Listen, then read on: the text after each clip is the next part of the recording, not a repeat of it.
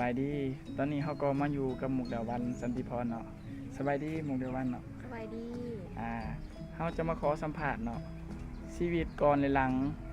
ในการเป็นนักร้องเนาะว่าเป็นแนวใดเนาะโดยก่อนที่จะก้าวมาเป็นนักร้องนี่ได้ผ่านอุปสรรคหยังแหน่ก่อนที่จะได้เป็นนักร้อง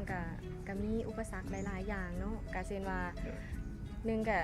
คือสิแม่นต้นทุนในการสิเฮ็ดเพลงในการที่ว่าสิออกอัลบั้มเป็นสุดแล้วก็คือออกมาแล้วก็มีอุปสรรคอย่างหนึงก็คือการขายการวางแผงโดยแล้วก็เพราะว่าหลายคนก็ยังบ่ฮู้จักเนาะแล้วก็เพิ่นก็เฮาก็ขายบ่ได้มันก็มีปัญหาอยู่หม้องนี้แต่ว่าก็เลยตัดสินใจเอาลง YouTube แล้วก็เริ่มมีกระแสมาจักหน่อยนึงแล้วเพิ่นก็เริ่มถามหาแล้วก็ประมาณนี้เด้อโดยย้อนหยังจึงมังฮักในการร้องเพลงเนาะก็มาครั้งในการร้องเพลงเพราะว่าการร้องเพลงก็เป็นอีกอย่างหนึงที่ว่า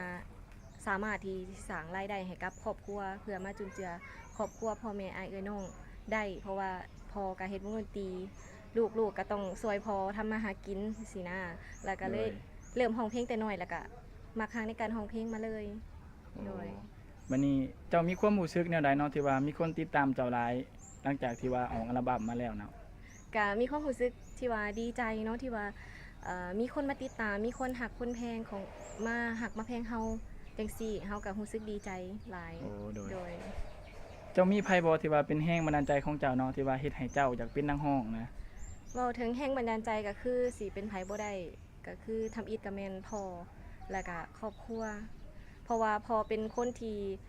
อยากให้ลูกเป็นนักร้องอยากให้ลูกสาวเป็นนักร้องที่มีชื่อเสียงเป็นนักร้องที่มีคนรู้จักแล้วก็ฮักเพลงก็เลยเป็นแรงบันดาลใจอีกอย่างหนึ่งที่ว่าอยากสร้างตัวเองให้เป็นนักร้องให้ได้ดังที่ใจของพ่อต้องการโดยและเคยคิดก่อนบ่ว่าตนเองนี่จะมีชื่อเสียงโด่งดังเลยสิมีคนติดตามหลายปานนี้หันนะก็บ่เคยคิดมาก่อนแหละว่าตัวเองสิมีเป็นนักร้องเนาะแล้วก็บ่คิดว่าสิมีคนมาติดตามแล้วก็มาฮักมาแพงหลายโดยตอนนี้ได้สังกัดอยู่ค่ายเพลงใดตอนนี้เว้าค่ายเพลงก็คือสิแม่นเป็นของตัวเองคือค่ายเพลงกล้วยสุกเขียวซีนซาวแต่ว่าบ่แม่นว่าเป็นค่ายใหญ่อีหยังดอกแต่ว่าแบบเป็นที่ว่าเฮาสร้างขึ้นมาเองเพื่อว่าเป็นชื่อเป็นนามให้เฮาซื่อๆบ่แม่นค่ายใหญ่อีหยังเฮ็ดกันเองโดยและตอนนี้ได้ออกอัลบั้มมาจากอัลบั้มแล้วตอนนี้อัลบั้มแม่นออกมาทั้งหมด3ชุดโดยที่ว่าเป็นอัลบั้มแท้ๆแต่ว่าอัลบั้มเดียวแม่นชุดเดียวก็คือที่ว่าเป็นเพลงเอิ้นได้เสมอ1หันโดยอีก2ชุดก็คือเป็นเพลงร่วมกับนักร้องท่านอื่นตั้งแต่อายุยังน้อยโดยและใน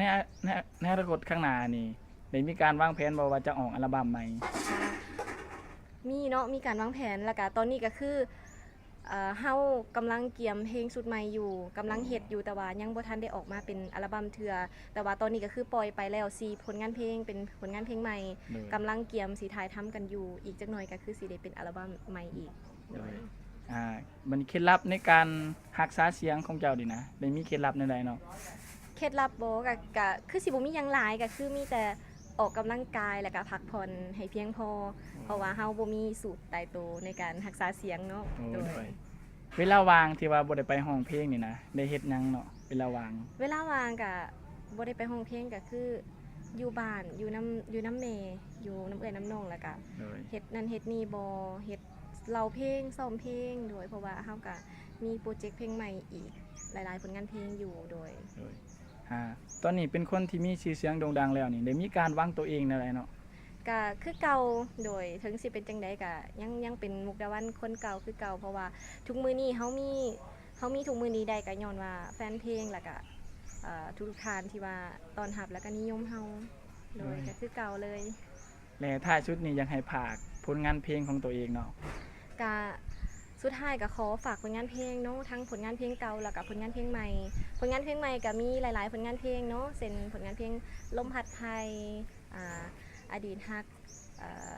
มีผลงานเพลงอดีตฮักมุกปาซิลเนาะแล้วก็วอนสิ่งศักดิ์สิทธิ์อีกหลายๆผลงานเพลงที่ว่าสิตามออกมานะแล้วก็ขอฝากไว้นำพ่อแม่พี่น้องแฟนเพลงเบิร์ดทุกๆท่านเนาะให้ช่วยเป็นกำลังใจเขาไปเบิ่งและในทางช่อง YouTube ของมุกดาวันได้เนาะฝากเขาไปเป็นกำลังใจให้ใจในเด้อโดยท้ายชุดนี้การสัมภาษณ์ของ